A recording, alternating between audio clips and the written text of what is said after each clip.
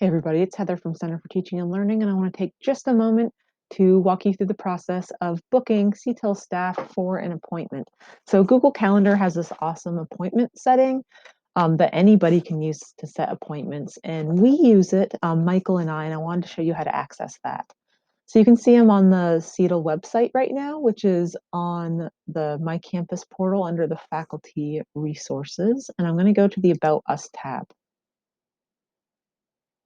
And when I scroll down, I can see here's our instructional designers. We see Alana, myself, and Michael. Michael and I have a book a Zoom option, which is also on our signature line in our emails.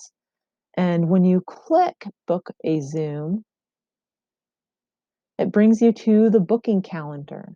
And you can see here that it shows my calendar stuff in the background, so I know when I'm available.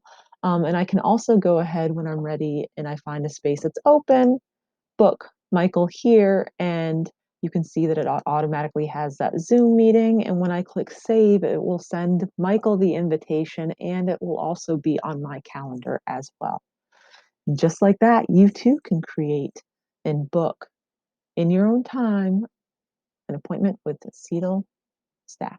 Thanks and have a good day. See you soon.